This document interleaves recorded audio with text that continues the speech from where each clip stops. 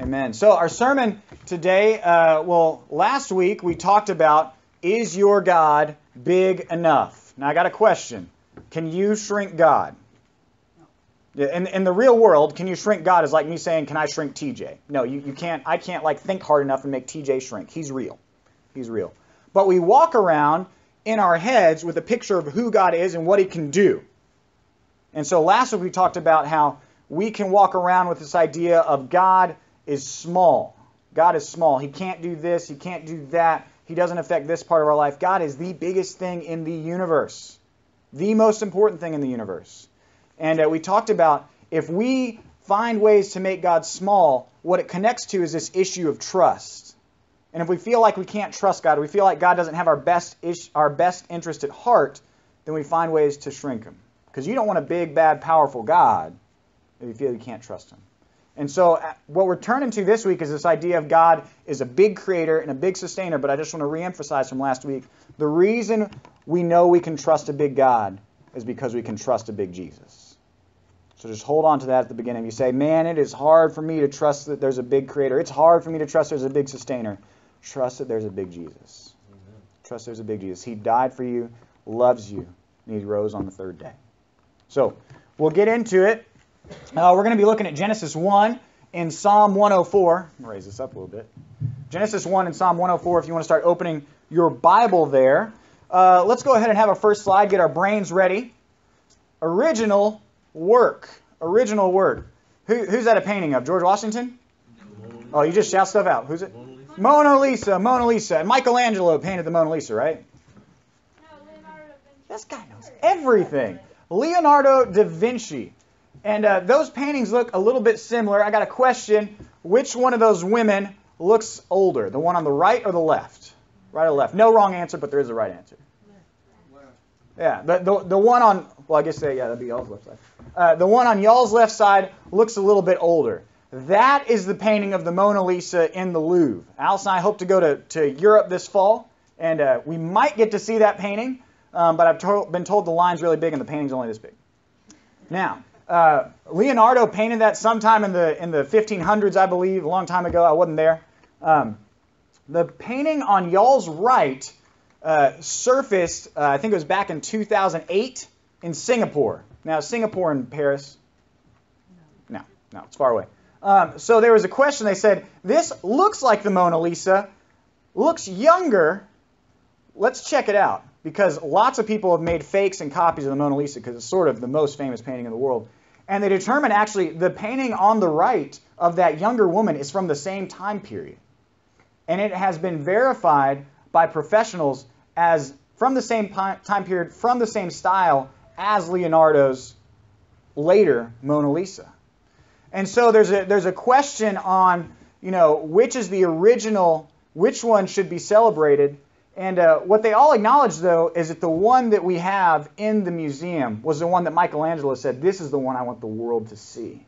This is the one I want the world to see. What was that? Did I say Michelangelo? Oh, man. Got to get it right. Whenever I read the Bible, that's the important part. But we see whenever we're looking at artwork, is it just the quality of the brushstrokes that matter? Because the Mona Lisa is worth $150 million. Is it because of the quality of the paint? No. Is it because of the quality of the canvas?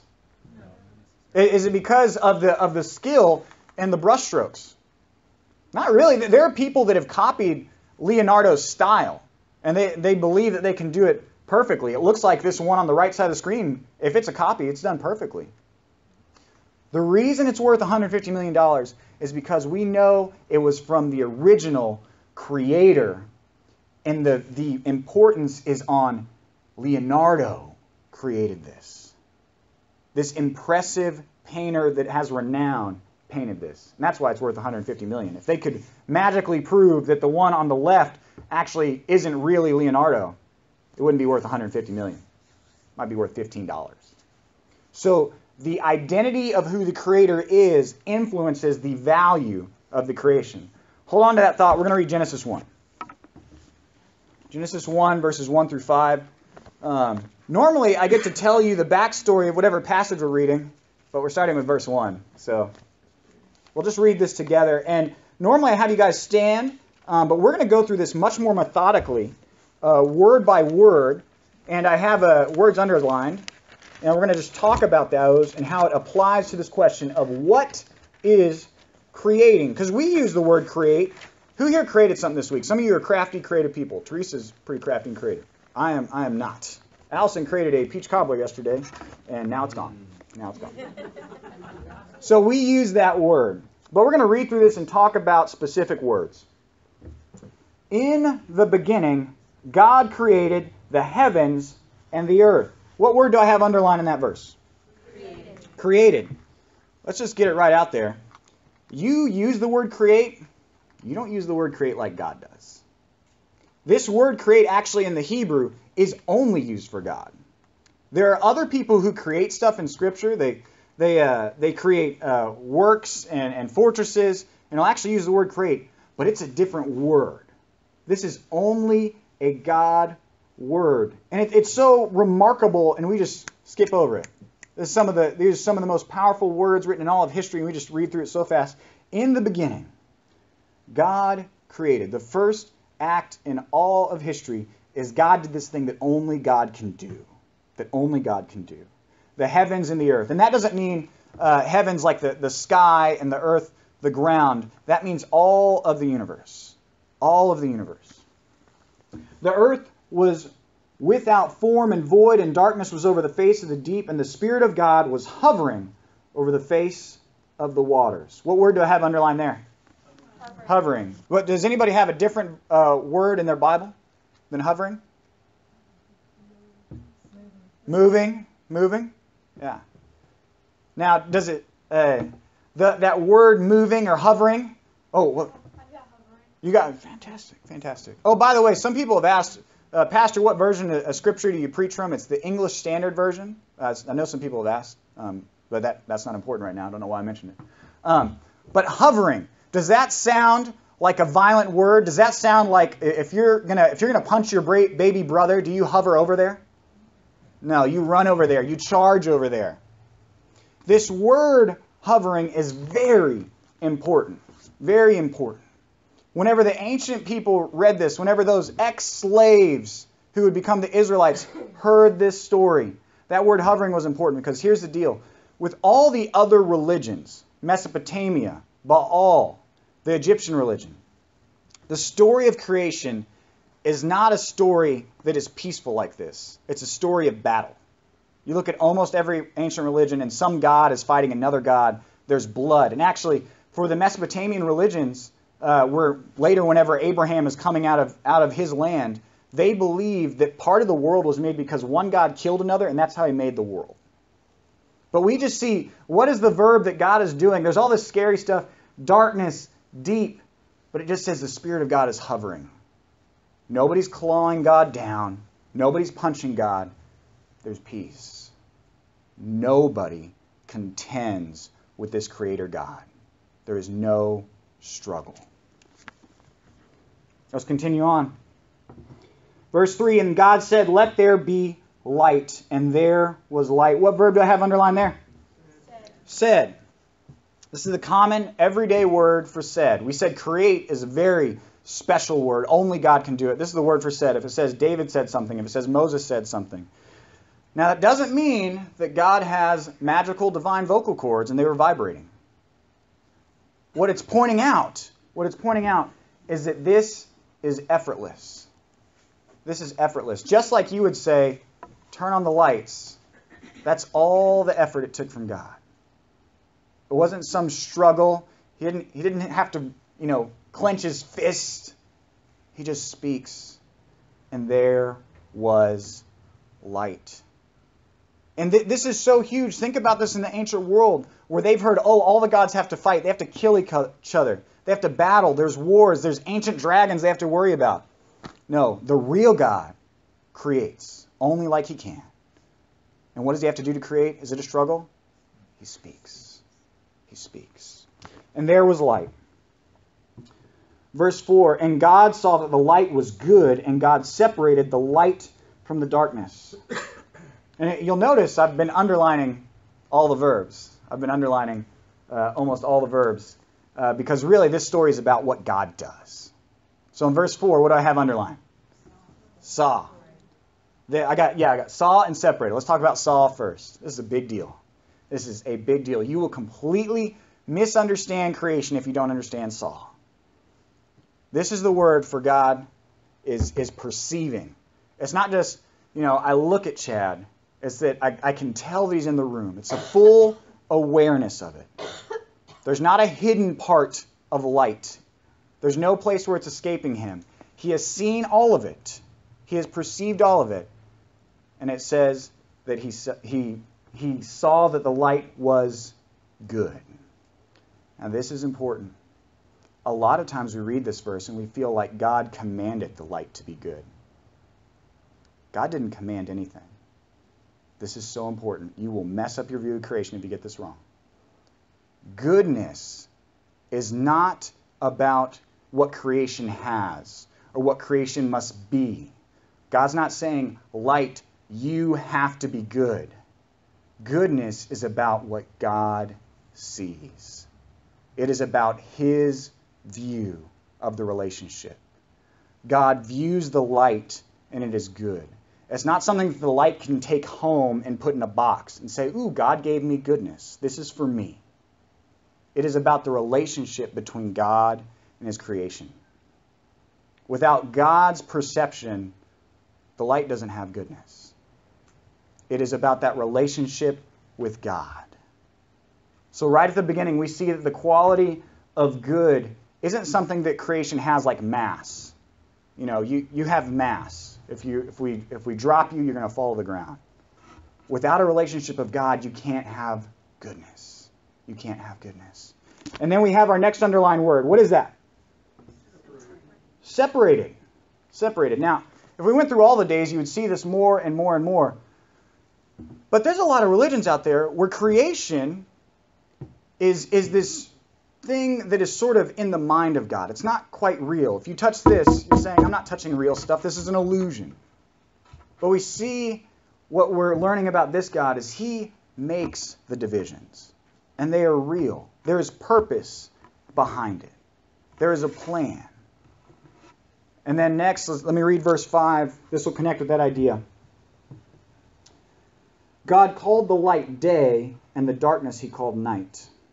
And there was evening, there was morning, the first day. What did I underline there? Was. This is huge. This is huge. There are major religions in the world that are based off the idea that either the world isn't real.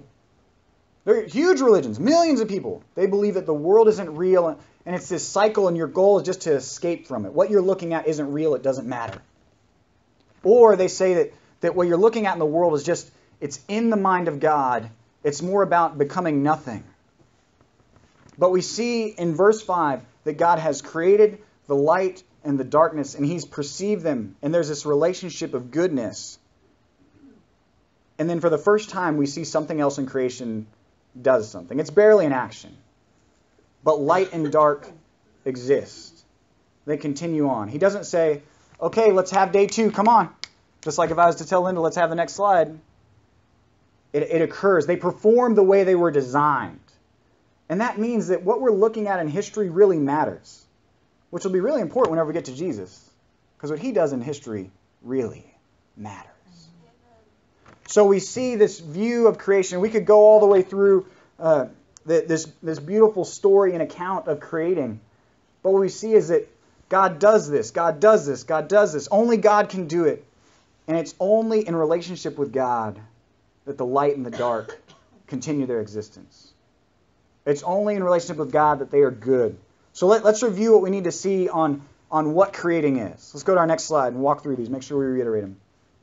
Only God can create. You can create a cobbler. You can create a baseball team. You can't create like God creates. It is something only God can do. Only God can speak creation into existence. And then we have nothing contends with God. There are a lot of religions out there that have lots of gods. They have lots of fights.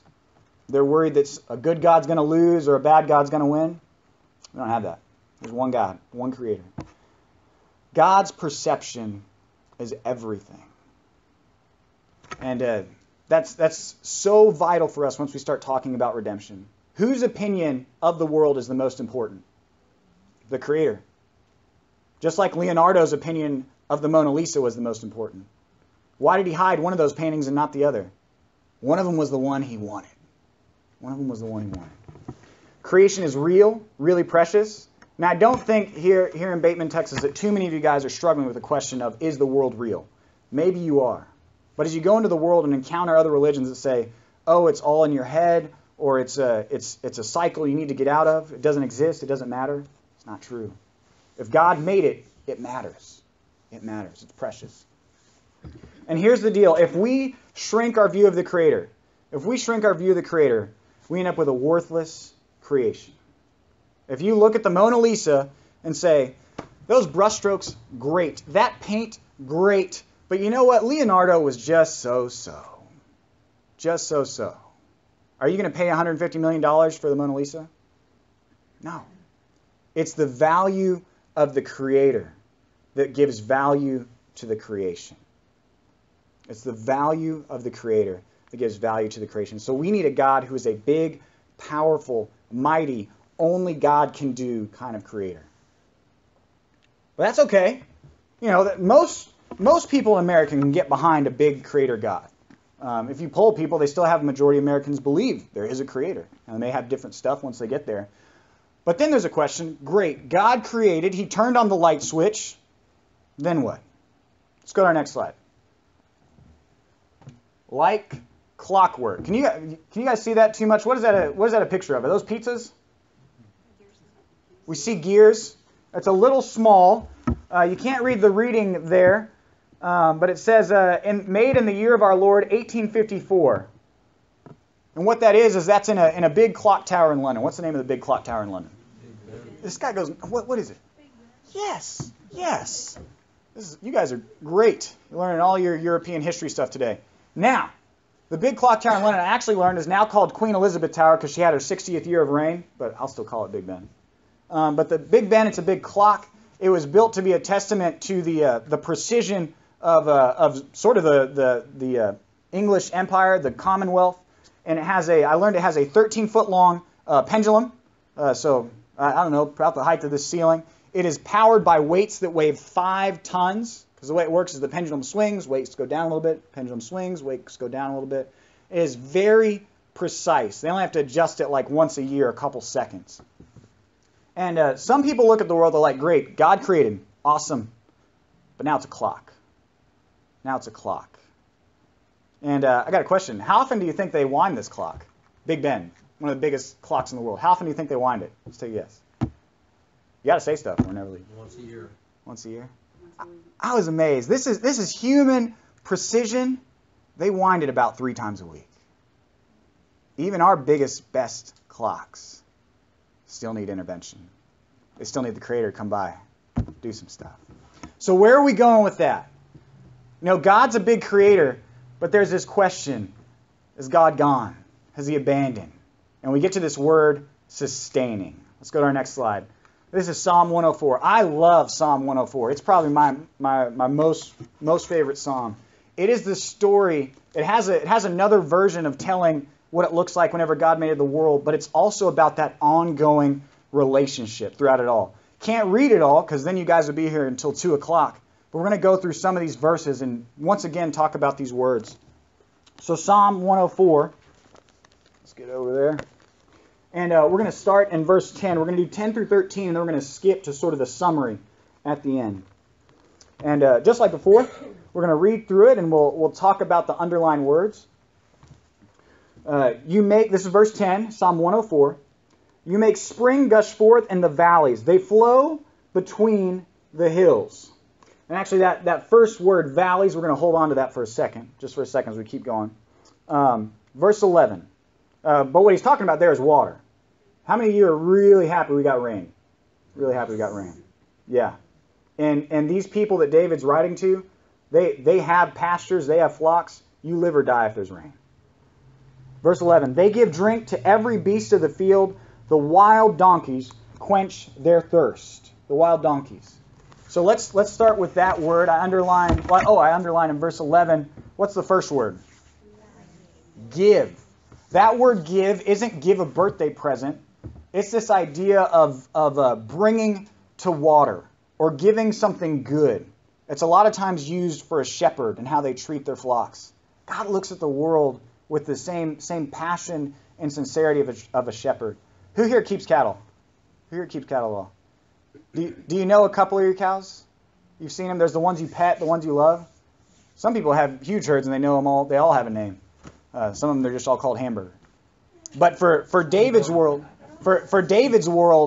the shepherd knew their sheep, and you took care of them. You gave them good things. And what's the next word? Drink to every beast of the field. That literally could be the word pasture. Pasture. Who here owns a pasture? Yeah, I just saw some pastures yesterday. Pastures take work. You can't just sit there and hope that it'll turn out okay. How long does it take for the bushes and the brambles to overtake a pasture? A year, maybe 2 years? Then it's not a pasture anymore. How long does it take, Howard? I got overrun inside of 3 months. Inside of 3 months. Takes care, takes work for a pasture. And then the next word, animal that we don't have too much around here, it says the wild donkeys. Wild donkeys. Do we have wild donkeys in Central Texas? No. 2-legged or 4? Well, here's the idea. What does wild donkey mean for David's people? Who here, do we ever see stray cats? Yes. Yeah. Who here loves stray cats? You're allowed to be a shelter mom and love stray cats. I don't love stray cats. And in general, we don't love stray cats. If you hear something banging around in your garbage, and it's a stray cat, you're like, man, I wish that thing wasn't there. Go someplace else. Wild donkeys are sort of the same way. They're there, and a donkey in the ancient world is a great thing if you have it tamed.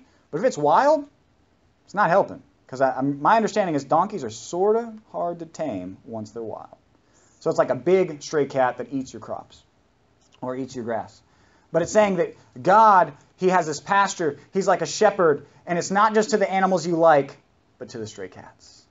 To the stray cats. Verse 12. Beside them the birds of the heavens dwell. In general, we like birds. They sing among the branches. What word I got underlined in verse 12? Heavens. So now I'll tie this together. That word that I skipped in the first verse is valleys. Is valleys. Now the land of Israel, Palestine, is a hilly place. It's sort of like going out sort of towards Marble Falls, Midwest Texas. They call it the hill country. And they have hills and valleys. They do have some really tall mountains, some 5,000, 6,000 feet. But most of them it's just like steep valley, ravine with a dry creek bed, steep valley. And what David is doing is he's taking the reader on a journey from, you're down in this valley, you see this sort of dry place, and what he's talking about is those springs gush forth. They're dry 360 days out of the year, but when it rains, when the springs gush, it's green, and it flows fast. You can actually get in trouble if you're in there. It's a flash flood. And then he sort of takes their eyes up and he says, oh, and you see on the bank there, you see this wild donkey. It's sort of worthless. God cares for that. And he takes their eyes up more, and they see the birds. Most of us here like to hear birds singing, unless it's a rooster at 5 o'clock in the morning. But then he takes his eyes up more, and that word heavens doesn't necessarily mean the place where God resides, at the top of the universe. Heavens is also the word for sky. So you're raising your eyes up out of this valley. It felt so dry and worthless, but God's taking care, God's taking care, God's taking care. And he's saying that all through this spectrum of creation, he sees God's care. And then verse 13, from your lofty abode you water the mountains. The earth is satisfied with the fruit of your work. What word did we underline there? Mountains and earth and work. And that mountains is the pinnacle there. That mountains is the pinnacle. That usually in sort of the Israel area, Mount Carmel, you've heard of that one before, was one of the highest places. If Mount Carmel has white stuff or it has rain clouds on top of it, it means everybody's going to benefit. See, here we have rain come all over the place. But what they hope for, if you have a mountain nearby, is that rain happens up there. Because what happens to the water? It comes down. And so as he's looking out of this valley, up to the birds and the treetops, and then even off into the distance and sees the mountain, he says, your provision is everywhere. You're not just a shepherd here or a shepherd there. You're a shepherd everywhere. And that's where that next word, what's the next word I have underlined? Earth. This is the big view of land. Sort of like saying the whole land that you have given us, you care for us. What's one of Israel's major promises? It's called the promised land. God can care for all of it, not just the dry wadi, the stream, not just the place where the birds are, even up to the highest mountains. He can care for all of it. And then it says last, with the fruit of your work. And just to keep us going, that doesn't mean whenever God used his muscles, whenever God sweated. It's the idea of the works he has done. He has done great works, great deeds. We don't usually use that word. Deed for us means a piece of paper. But it's the great things he has done. And so the psalm continues on. It's sort of given us this low to high view of creation. And then it'll talk about the individual creatures. It even talks about people. It goes out to the ocean, which is really scary for Israelites because they didn't usually do a lot of sea travel. Jonah tried it once. How'd that work out? Not too good. And so he talks about sea travel. And then we come to verse 27. Let's go to our next slide. And this is the summing up. David has been taking us on this journey for how intimately, how closely does this God care for creation. Verse 27. These all look to you to give them their food in due season. What word we got underlined there? Look. Look. And in one sense, that is looking to God. You know, they may look to the Temple Mount and say, God, you going to do anything? But who here has a parent? You're supposed to take your kids somewhere. I might have seen this week. You're supposed to take your kids somewhere, and they're standing at the door, and they're looking to you. Mom, is it time to go? Are you ready yet? And it's not just this idea of I'm looking at you with my eyes, but I'm hoping and waiting on you. Creation hopes and waits on God. Man, if it doesn't rain for 70 days, we're waiting on God. We are desiring that God does something. When you give it to them, verse 28, they gather it up. When you open your hands, they are filled with good. Well, hold on a second. Verse 27 was about give them their food in due season. When you give it to them, which should still be talking about the food, they gather it up. When you open your hand, they are filled with good. What should it say? In verse 28, you are filled with good. It should say food. David, we're talking about food. Okay, we talked about how you send rain. Now we're talking about how you give food. These all look to you to give them food in their due season. When you give it to them, they gather it up. When you open your hand, they are filled with good. Should say food. Why did David say things? Why? Blessings. Yeah. In James, it says, every good and perfect gift comes from above, from the Father of heavenly lights. David is pointing out that even creation, even the land, needs more than just the physical. It needs a God who is real and provides all good things. All good things. And so now he turns to the spiritual. It's not just God sends wet stuff and he sends grain. It's the entirety of what creation needs. Because remember, where does goodness come from? Is goodness like mass? No, it's about a relationship with God. So only God can give good things. Verse 29, when you hide your face, they are dismayed. When you take away their breath, they die. What word do we have underlined there? Dismayed. Little truth time. We don't use the word dismayed too much, but there is a kind of film that has a word sort of like that. We have the idea of like a horror movie. Does a horror movie make you feel good? No? No. I'm not going to ask who's watched a horror movie recently. But horror, when you hide your face, they are horrified. See, David has it in the right perspective. We don't get goodness and get to hide from God. When God turns his face, they're horrified. The source of goodness has turned away. And when you take away their breath, they die and return to their dust. And David's picking up on something from a little bit later on in Genesis. God creates Adam and Eve and breathes life into them. What's the source material? Is it aluminum? It's dirt, dust. God breathes life into places where there was none and takes it away and they die. And that's not God's fault. God created a good creation and then it broke. We'll talk more about that next week. But with that means that He doesn't contend with life. He doesn't contend with rebellion forever. There is justice and there is redemption. We're going to get to that next week. And actually, David starts to get to that a little bit. When you send forth your Spirit, they are created. Which part of God is that creation in Genesis 1? Which one's hovering? Spirit of God. When God sends forth His Spirit, they are created. I got that word created underlined. That's the same word as Genesis 1. This is something only God can do. This is something only God can do. Now, it is true. Who here has had a cow, or a what do you call it? A cow birth a calf. We've had a goat make a baby goat. Would that be a kid? Some of you kids out there? Now, yes, life does produce other life. There's generations of it. But the previous one dies. David is connecting with something deep. Something deep. That, okay, God, it's broken. They're going to dust. But if creation's going to happen, it's going to come from you.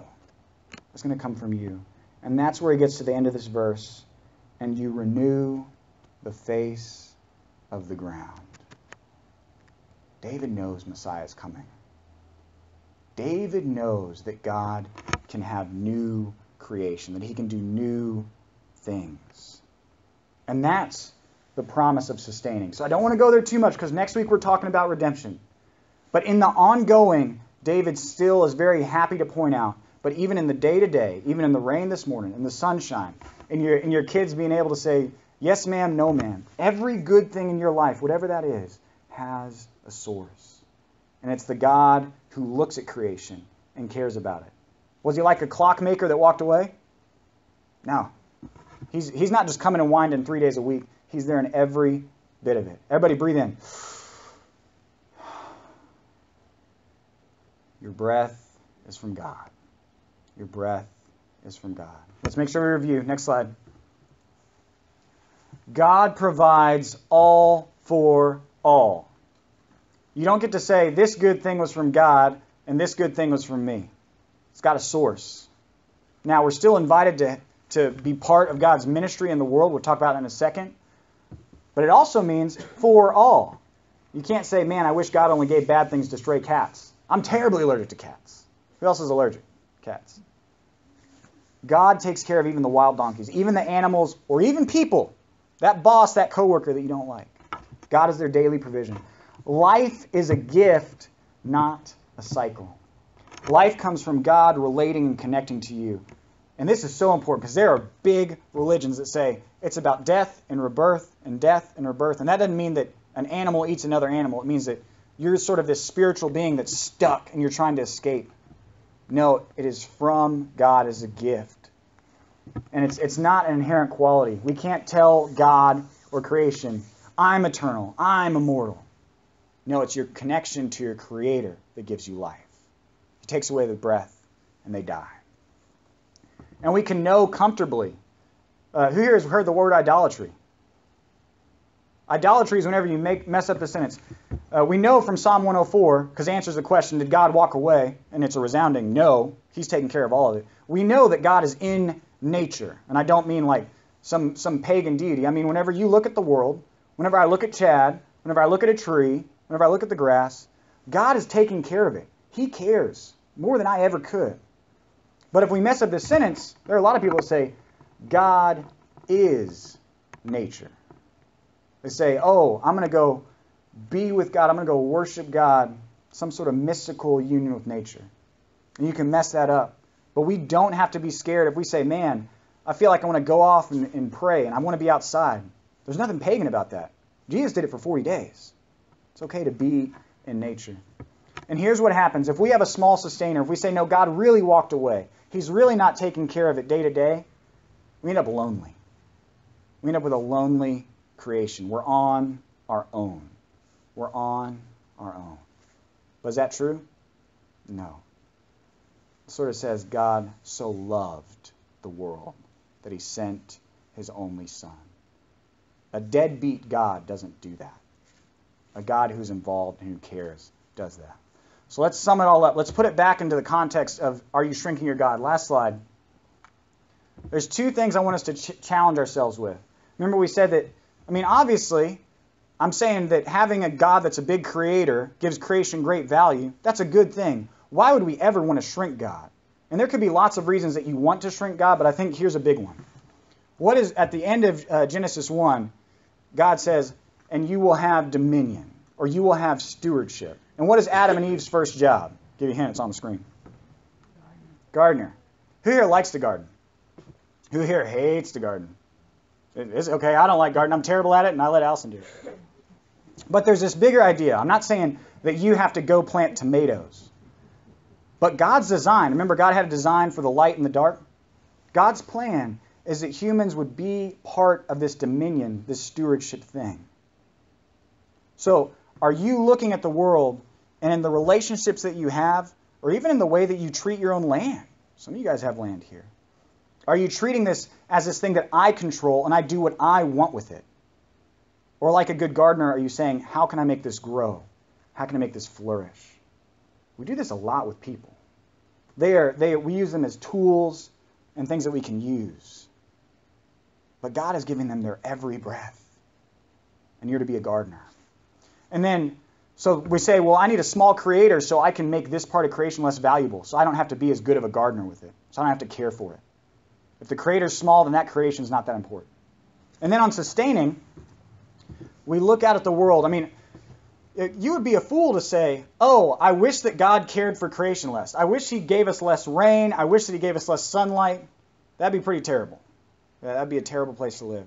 So why would we ever shrink God in that way? Why would we ever say, God, I don't want you to sustain the world? You're really distant. And I think one of the reasons, there could be others. I don't know all of your thoughts or everything going on. But I think one of the reasons is we look at part of the world. We look at our spouse. We look at our kids. We look at our careers. And we say, okay, God, you can keep the wild donkeys alive. You can give them their breath. But this relationship is mine. The good things come from me. I am in control. Because if God's given every breath, and we're trying to be control freaks about it, then we gotta have God back off. Create some space. I know that you send the rains. I know that you care for creation. You're like a shepherd. The world is your pasture. But you know what? My career is mine. I worked hard for it. And so we shrink God the sustainer. Not saying it's a good idea, but I think that's one of the ways we get there. And so we see if we have a small creator, if we have a small sustainer, it makes it harder to have faith and trust in a big God because we have made him small.